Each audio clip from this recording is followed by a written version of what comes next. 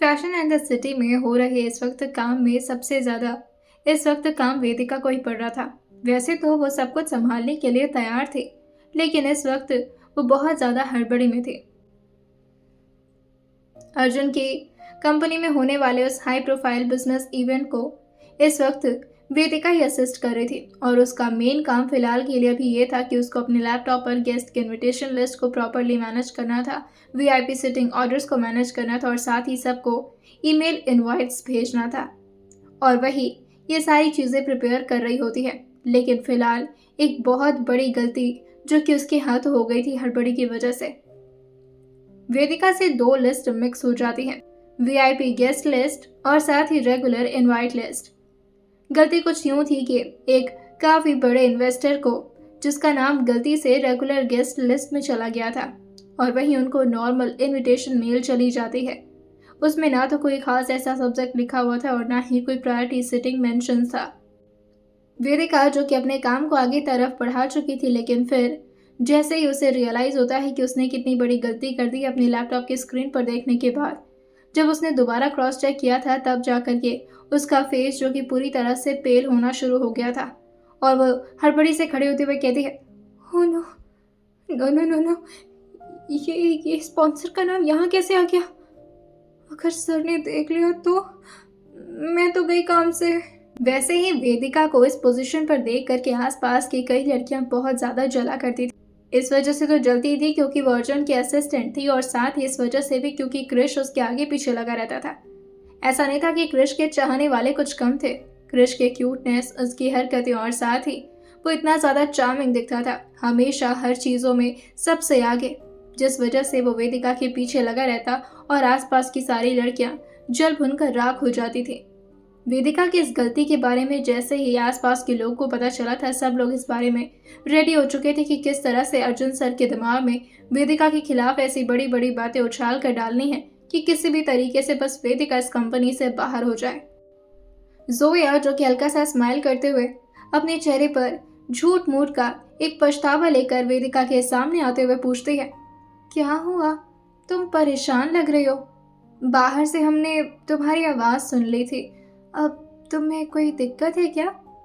वेदिका तो बेचारी मासूम सी लड़की थी, उसे कहाँ पता था कि आसपास के लोग किस इंटेंशन के साथ उसके पास आए हैं, और वो सारी प्रॉब्लम्स को बता देती है कि किस तरह से उसने एक बहुत इंपॉर्टेंट नाम को नॉर्मल लिस्ट में डाल दिया, और अब ईमेल भी जा चुकी है, और वो ईमेल वो डिलीट भी नहीं कर पा रही है क्योंकि इस वक्त उसके कंट्रोल में डिलीट करना नहीं था।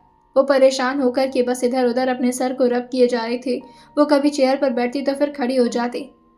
तभी वो कुछ सोचते हुए कहती है, "एक काम करती हूँ, मेरे पास एक आइडिया है।"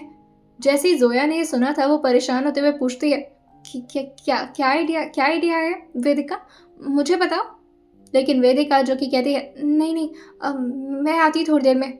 और वो जल्दी से अपने हाथ में फ़ोन पकड़ती और कंपनी से बाहर की तरफ निकल जाती है, और वहीं वो मल्होत्रा एंटरप्राइजेज में एंटर कर गई थी। वो काफ़ी हाँफते हाँफते जा करके एक आदमी से टकराई थी, और जैसे उस आदमी से वो टकराई थी, उसका कॉफ़ी जो जा करके वेदिका के कपड़े पर थोड़ा बहुत गिर जाता है, लेकिन अभी बस उसके कपड़े पर थोड़े बहुत कॉफ़ी के छींटे ही पड़े थे। तभी उस शख्स ने वेदिका को संभाल लिया था और साथ ही अपने हाथ में पकड़े उस कॉफ़ी मग को भी। लेकिन बेवजह कोई शख्स आकर के उस आदमी को इतना डांटना शुरू कर दिया था, "अभी तू पागल है क्या? अच्छा किया था सर ने निकाल दिया था तुझे, किसी काम लायक नहीं है तू, जल जाती बेचारी तो।" तुम ठीक हो ना वेदिका?" ये क्रिश था, और जिसने कॉफ़ी को गलती से गिरा दिया था थोड़ा बहुत, वो था नितिन, जिसे क्रिश ने यहाँ पर बुलाया था काम को मैनेज करने के लिए। बेचारी वेदिका अगर जल जाती तो क्रिश का क्या हाल होता, ये सोच करके नितिन जो कि उसके ऊपर हंसते हुए कहता है, "हाँ बे, उसने तो बिल्कुल रिएक्ट नहीं किया, वो तो बस सोखी बोल करके मान गई। तू क्यों इतना भड़क रहा है? क्या चक्कर चल रहा था? तेरे अंश बॉस को बताऊं मैं?" तभी क्रिश कहता है, "तू निकल ना यार, जा वहाँ कैफेटेरिया में वेट कर मेरा, मैं आता हूँ। हाँ?"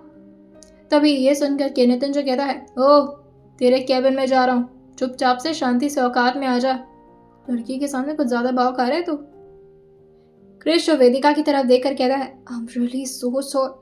लेकिन वेदिका को तो इस वक्त जल्दी जल्दी कुछ और ही काम था, और वो झटके से गलती से क्रिश का हाथ थामते हुए कहती है, मुझे आपकी हेल्प चाहिए प्लीज़। मुझे समझ नहीं आ रहा कि मैं क्या करूं। मेरे हाथ में ना कुछ भी नहीं है, और अगर गलती हो गई ना तो बहुत बड़ी प्रॉब्लम हो जाएगी, क्योंकि वो स्पॉन्सर कर रहे हैं इस इवेंट को।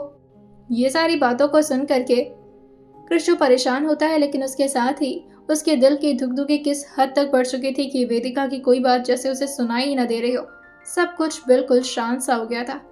और वहीं वो अपनी आंखों को धीरे धीरे बंद करते हुए खुद से कहता है, आज जाकर महसूस हो रहा है, जब सर ने पहली बार समायरा को टच किया होगा तो कैसा लगा होगा। उसे सबसे पहले वही सीन याद आता है जिस तरह से अंश समायरा को गिरते गिरते बचाए थे, जब वो रेड लाइट एरिया में उन्हें पहली बार मिली थी। बार बार कृष्ण उन्हें कह रहा था कि वो हाथ छोड़ दे, क्योंकि आसपास के लोग अंश को देख रहे हैं और उनकी रेपुटेशन कम हो रही है, लेकिन अंश ये चाहकर भी नहीं कर पा रहे थे। और फिर धीरे से कृष्ण अपनी आंखें खोलते हुए कहता है, सर की कोई गलती नहीं थी, वाकई बहुत अच्छा लगता है। वेदिका जो हड़बड़ाते हुए कहती है, आप कहाँ खो गए, मैं कुछ बोल रही हूँ आपसे, आप सुन रहे हैं ना। तभी कृष्ण हड़बड़ाते हुए कहता है, हाँ हाँ हाँ, मैं सुन रहा हूँ। हाँ तो बोलो, क्या क्या क्या क्या क्या कह रही थी। उसको इस तरह से हकलाता हुआ देखकर वेदिका, जो कि अपने हाथ की तरफ देखती है जैसे अब उसने कृष का हाथ नहीं बल्कि कृष ने उसके हाथों को थाम रखा था, और वो भी बड़े प्यार से। वेदिका जो कि झट से अपने दोनों हाथों को पीछे करते हुए कहती है, वो सॉरी, हाँ मैं वो गलती से, वो प्लीज़ आप चलिए ना, वहाँ पर मैं आपको सारी चीज़ें समझा दूंगी। आपको आता है ना कंप्यूटर चलाने। ये सुनकर कृष्ण कहता है, हाँ, हैकर से पूछ रहे कंप्यूटर चलाने आता है, चलो। और फिर वो रास्ते भर बस अपनी तारीफ पे तारीफ किए जा रहा था। तुम जानते नहीं हो, इससे पहले मैं किसका असिस्टेंट था। अंश सर तो बाद में आए हैं, उससे पहले मैं ध्रुव सर का असिस्टेंट था। तुम्हें पता नहीं वो कितने डेंजरस थे। हाँ, लेकिन इतने भी नहीं थे। जिस तरह से खुद ही कृष्ण ने अपने तारीफ की पुल बांध ली थी, उसकी सारी बातों को अवॉइड करते हुए वेदिका बस भगवान से एक ही प्रार्थना कर रही थी, बप्पा प्लीज बचा लेना, बहुत मुश्किल से ये नौकरी मिली है, अगर चली गई मेरे हाथों तो क्या होगा, और अगर मैं बुरी तरह से निकाली गई तब क्या होगा। दोबारा से भाई मुझे कहीं नौकरी नहीं करने देंगे। वेदिका और कृष्ण थोड़ी देर में उसी कंप्यूटर स्क्रीन के सामने थे, और आराम से कृष्ण, जो कि पूरे ठाट बाट से बैठता है, और अब जाकर के उसने वेदिका की प्रॉब्लम सुनी थी। ईमेल सेंड हो गया है, वो भी उस आदमी को जो उस कंपनी को जो कि हमारे इस इवेंट को स्पॉन्सर कर रहे हैं, और मेरे से गलती से उनको रेगुलर वाली इनविटेशन चली गई जो रेगुलर लिस्ट में थी। अब मुझे समझ नहीं आ रहा मैं क्या करूं। मैं कृष्ण कहता है, इतनी सी बात है, कोई बात नहीं, डोंट वरी। और ये बोल करके वो जैसे अभी ईमेल खोला था, वो देखता है कि उसका तो रिप्लाई आ चुका है, और वो एकदम से अपने सर पर हाथ रखते हुए कहता है, ओह नो।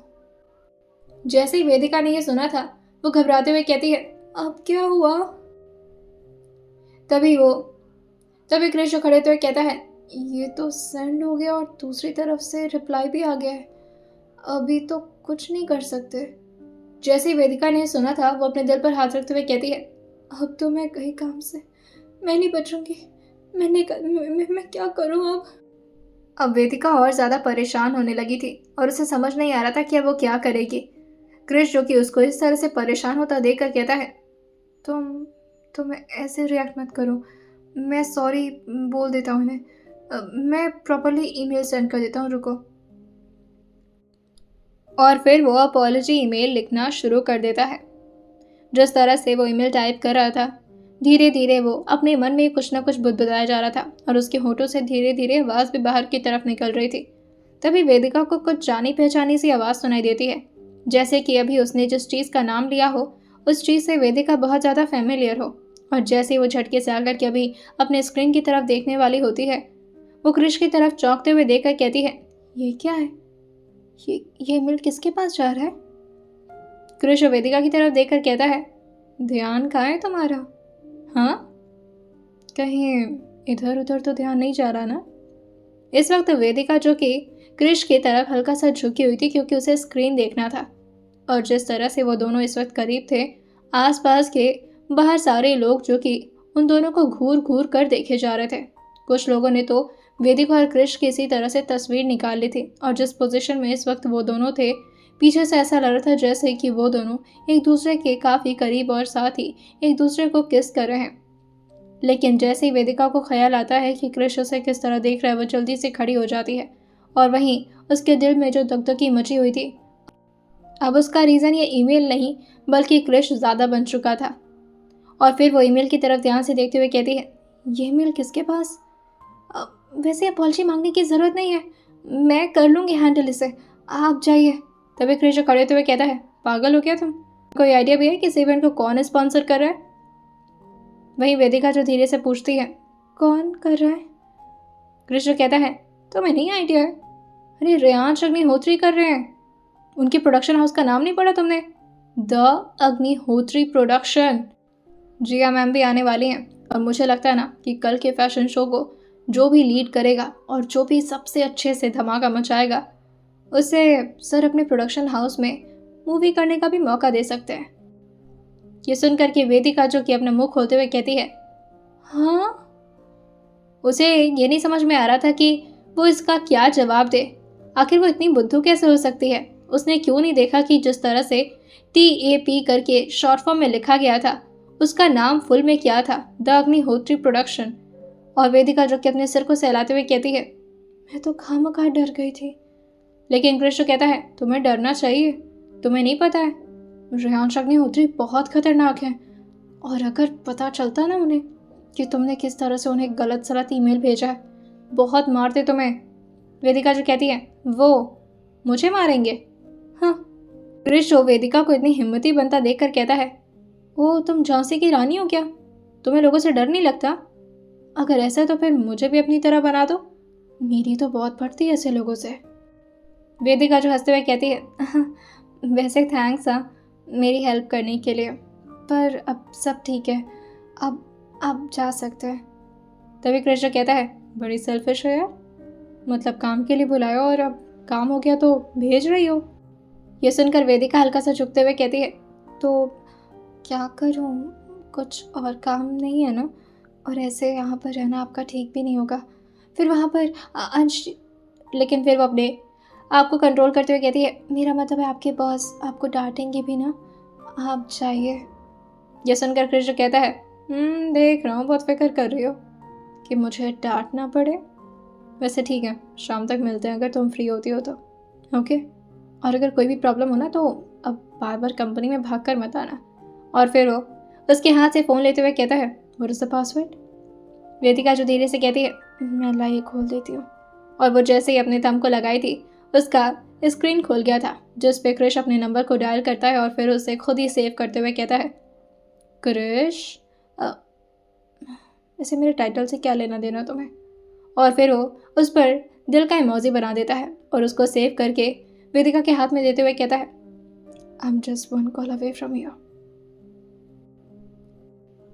वीरांशु के बारे में बात करते करते अंश जो कि काफ़ी ज़्यादा गुस्से में आ रहे थे और उनके फोरहेड के वेन्स जो कि अब उभरना चालू हो गए थे, मुट्ठी जो कि एकदम से कसना शुरू हो गई थी और उनके चेहरे जो कि धीरे धीरे लाल पड़ने लगते हैं। और तभी वो काफ़ी गुस्से में खड़े होते हुए अपने आप को शांत करने की कोशिश करते हुए कहते हैं, मगर उसकी गलती भी कहाँ है? कौन सा इंसान अपनी बहन को मेरे जैसे साइको के साथ छोड़ेगा? मैं उसके लिए खतरा ही तो हूँ। अगर समायरा को पता चलेगा कि मैं क्या चीज़ हूँ तो वो वाकई मुझे छोड़ देगी।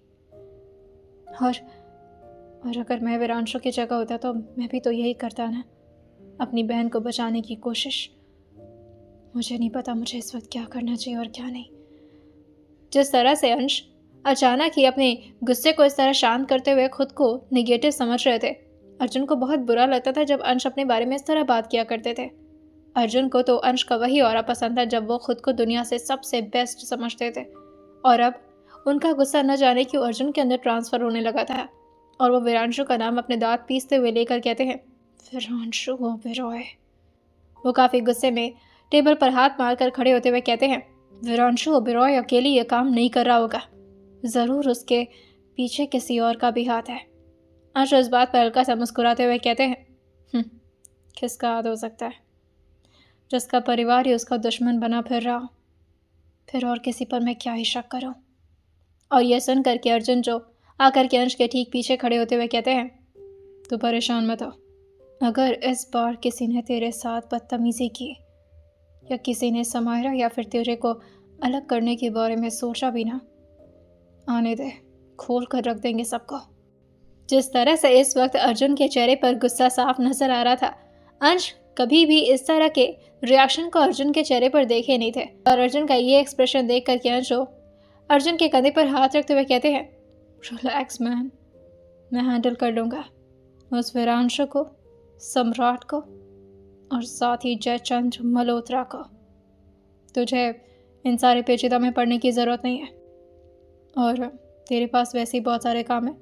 तू जा करके अपना काम हैंडल कर, ये सब मैं कर लूँगा।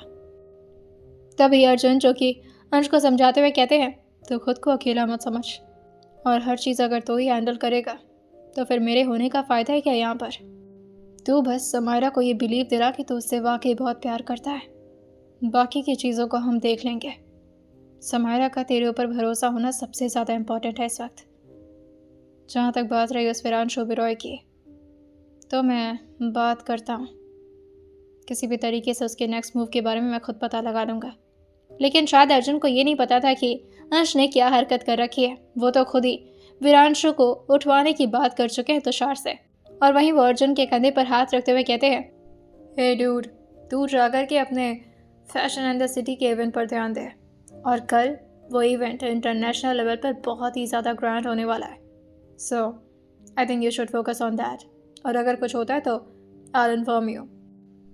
अर्जुन जो अपना चेहरा ना मिलाते हुए कहते हैं, मैं तन्मय से बात करता हूँ, देखते हैं उसका नेक्स्ट मूव क्या होने वाला है और इस हिसाब से हम मिल करके आगे के स्टेप के बारे में सोचेंगे। परेशान मत होना और अपने गुस्से को अपने काबू में रख। तो इस वक्त समायरा के साथ अकेले रह रहा है एंड मेक श्योर कि तो उसके ऊपर ज़रा भी गुस्सा ना करे।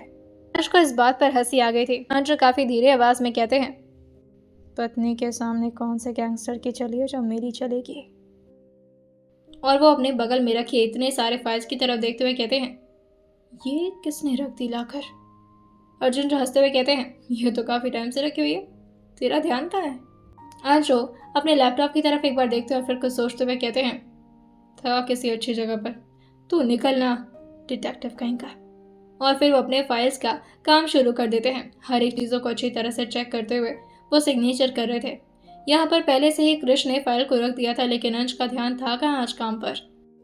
अर्जुन जो मुट्ठी काफ़ी ज़ोर से बंद किए हुए बाहर की तरफ निकल गए थे और जाते जाते वो एक आखिरी बार अंश की तरफ मुड़ करके देखते हैं और फाइनली अब दरवाज़ा बंद हो गया था। वो तुरंत ही अपना फ़ोन निकाल करके तनय को मैसेज कर दिए थे, जो कि उनके लिए इस तरह का सीक्रेट काम किया करता था। हर किसी के बारे में पर्सनल इन्फॉर्मेशन निकालने में वो बहुत ज़्यादा माहिर था। वैसे तो वो सारा काम घर बैठे ही किया करता था, लेकिन उसका दिमाग कंप्यूटर से भी ज़्यादा तेज़ चलता था। अर्जुन जो कि उसको टेक्स्ट करना शुरू कर दिए थे इस बार कि वीरांशु ओबेरॉय की सारी इन्फॉर्मेशन जल्द से जल्द अब अर्जुन कपूर के पास पहुंच जानी चाहिए। समायरा को लेकर के अर्जुन काफ़ी ज़्यादा सीरियस थे, क्योंकि समायरा एक लौती ऐसी लड़की लगी थी अंश के लिए, जो कि उनकी थेरेपी, उनकी मेडिसिन, उनको काम करने का काम करती थी। और किसी भी हालत में समायरा का अंश से दूर जाना कितना ज़्यादा खतरनाक हो सकता है अंश के लिए, ये अर्जुन समझते थे। अर्जुन जब सऊदी अरेबिया में रहते थे तब भी वो अंश के मेंटल हेल्थ को लेकर बहुत ज़्यादा कंसर्न रहते थे, और अब तो वो उनके साथ है। अगर अर्जुन के होते हुए अंश को भला कुछ हो जाए, ये अर्जुन को कतई बर्दाश्त नहीं था। वीरांशु के फ़ोन पर ईमेल्स पे ईमेल्स आए जा रहे थे, जिसमें बहुत सारी चीज़ों को अटैच करके वीरांशु को जानबूझकर सम्राट ही भिजवा रहे थे किसी और के नंबर से, क्योंकि वो किसी भी हालत में डायरेक्टली वीरांशु से कांटेक्ट नहीं करना चाह रहे थे, क्योंकि उन्हें बात अच्छे से पता थी कि अगर अंश को पता चलेगा कि वो भी अब इन सारी चीज़ों में शामिल हो चुका है, तो फिर अंश सबसे पहले टारगेट सम्राट को ही करेंगे। और अगर सम्राट हार गए तो फिर न तो जयचंद्र मल्होत्रा में इतनी ताकत है और न ही वीरांशु ओबेरॉय में कि वो समायरा को अंश से अलग कर सके। वो छुप कर ही सारे कामों को अंजाम देने वाला था। सम्राट हंसते हुए कहता है, अभी तो बहुत कुछ पता चलना बाकी है तुम्हें पूरी तरह से बिलीव दिलाना चाहता हूँ कि इस कहानी का असल विलन तो अंश मल्होत्रा ही है। एक एक चीज़ों को इस वक्त चौधरी अपने टैबलेट में चेक कर रहे थे और वो वीरांशु से कहते हैं, सारी इन्फॉर्मेशन सही है, इसका मतलब कि वो वाकई में ही साइको। ये सुनकर वीरांशु और ज़्यादा अपनी बहन के लिए घबराते हुए कहता है, मुझे जल्द से जल्द समायरा के पास पहुंचना है, मुझे उस आदमी से अभी के अभी मिलना है। समायरा को कैसे बचाऊंगा उससे। किसी भी हालत में कल से कोर्ट का केस शुरू हो जाना चाहिए चौधरी अंकल।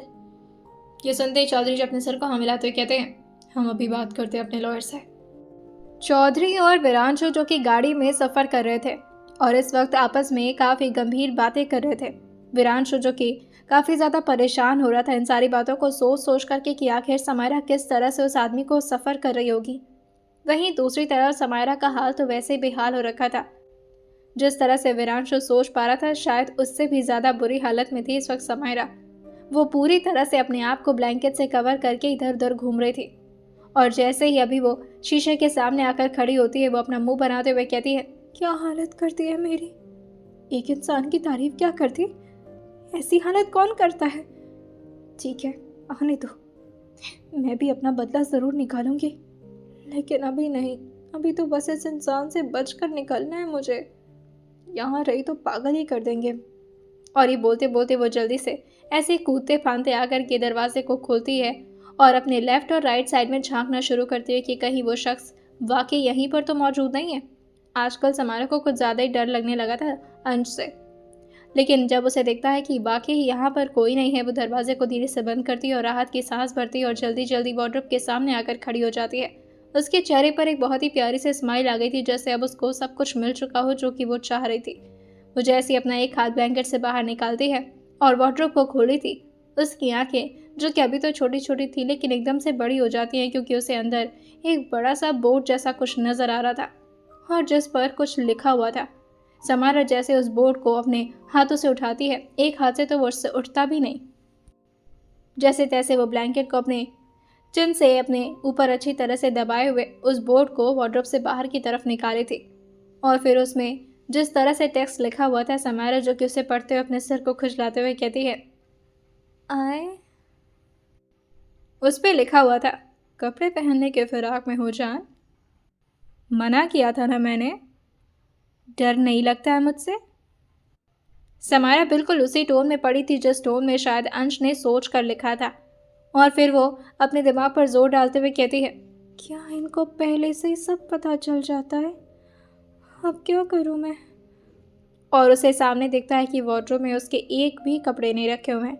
लेकिन अभी तक तो विरांशु चौधरी बिल्कुल नॉर्मल एक दूसरे के साथ बातें कर रहे थे। हाँ, विरांशु के दिमाग में बहुत सारी टेंशन्स चल रही थी, लेकिन तभी उन्हें अंदाज़ा नहीं होता कि उन लोग की सड़क जो कि पूरी तरह से अचानक ही खाली होना शुरू हो गई है। सारी गाड़ियाँ ऐसा लगता है जैसे कहीं लुप्त हो गई हों और इन सारी चीज़ों को विरांशु और चौधरी तो नोटिस नहीं करते, लेकिन ड्राइवर नोटिस कर रहा था और आसपास की चीज़ों को देखते हुए कहता है, क्या हो रहा है, सारी गाड़ियाँ क्यों नहीं नजर आ रही, ये तो चलता फिरता रोड था। लेकिन शायद उस ड्राइवर को नहीं पता था कि आने वाले वक्त में उन लोगों को एक खतरे का सामना करना है। अचानक ही ड्राइवर ने गाड़ी रोक दी थी, जिससे विरांशु और चौधरी हल्का आगे की तरफ उछकने लगे थे। विरांशु काफी नाराज होते हुए कहता है, दिमाग कहाँ है तुम्हारा, इस तरह से कौन ब्रेक मारता है।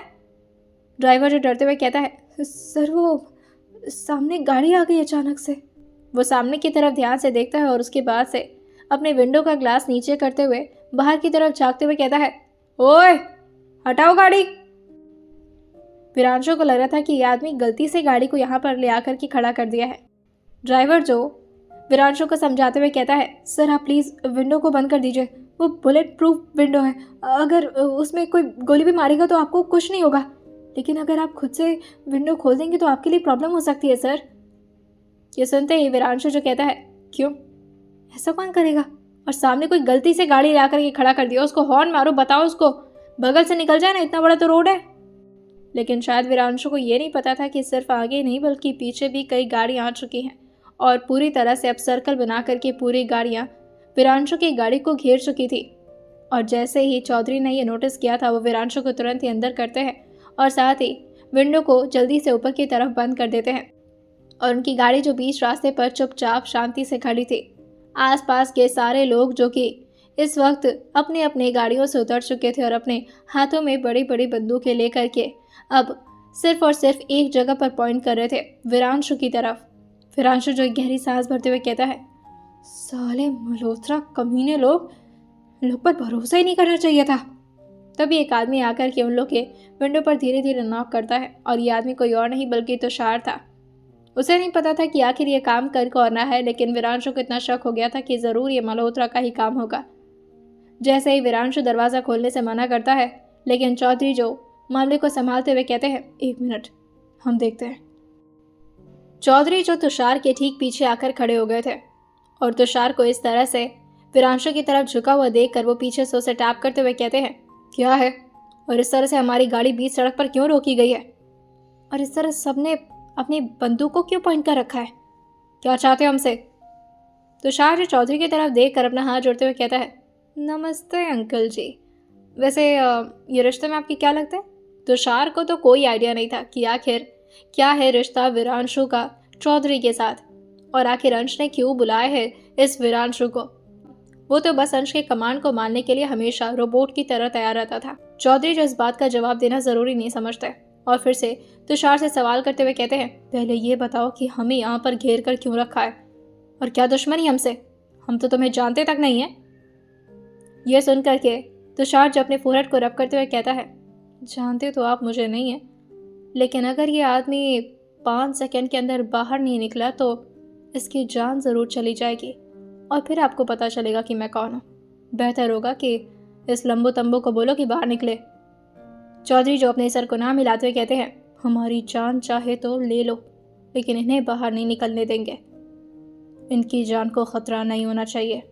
नहीं तो तुषार जो अपने हाथ में लिए रिवॉल्वर को साइड में रखते हुए कहता है, अच्छा ठीक है, नहीं मार रहे हम, और अगर मारना होता तो अभी तक भून दिया होता।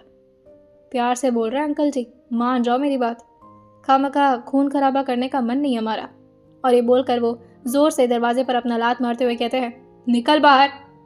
वीरांशु जैसे ये सुना था वो काफी झुंझलाते हुए बाहर की तरफ निकलने लगा था।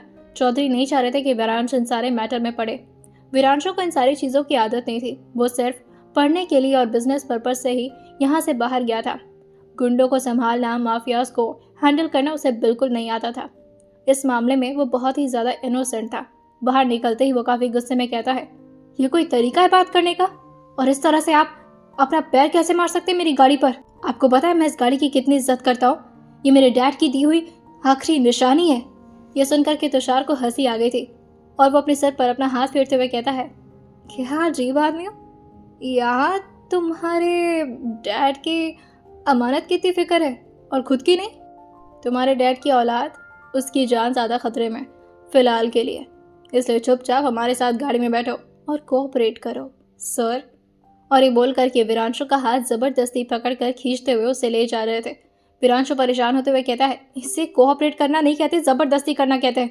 मैं पुलिस के पास जाऊंगा, और आपको पता नहीं है बड़े बड़े लोगों से जान पहचान है हमारी। ये सुनते ही तुषार हंसते हुए कहता है, चलो मुन्ना, गुस्सा नहीं।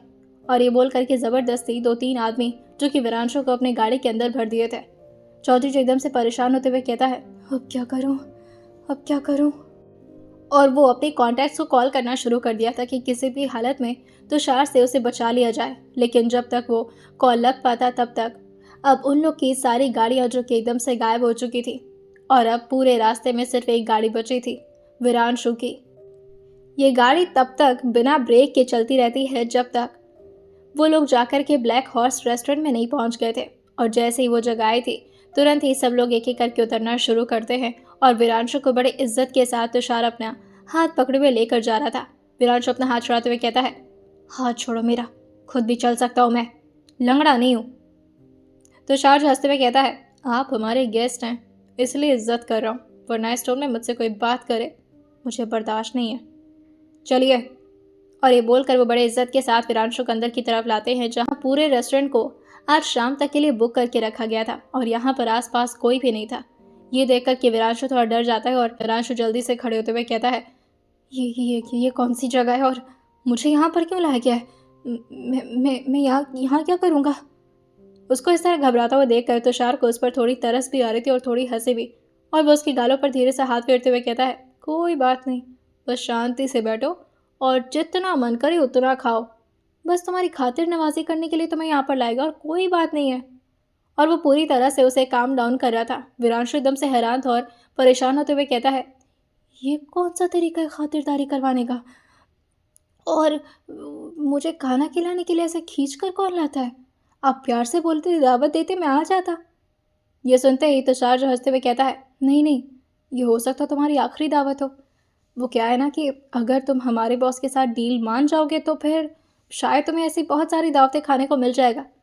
लेकिन क्या है कि हमारे बॉस किसी को भूखा पेट मारना पसंद नहीं करते। तुम यहाँ पर जितना मन चाहे उतना बैठ कर खाओ और ऐश करो। बिल की चिंता बिल्कुल मत करना। प्रियांशु हंसते हुए कहता है, ओह, ओबेरॉय ख़ानदान का एक लौता लड़का हूँ मैं। मुझे बिल की चिंता करने की ज़रूरत नहीं, इस पूरे रेस्टोरेंट को खरीद सकता हूँ। तभी एक आदमी पीछे से आते हुए कहता है, हेलो, आपको शायद आइडिया नहीं है कि ये रेस्टोरेंट किसका है। वीरांशु जो मुंह उठाकर उस तरफ देखते हुए कहता है, किसका है? हाँ, तुम्हारे पापा का है।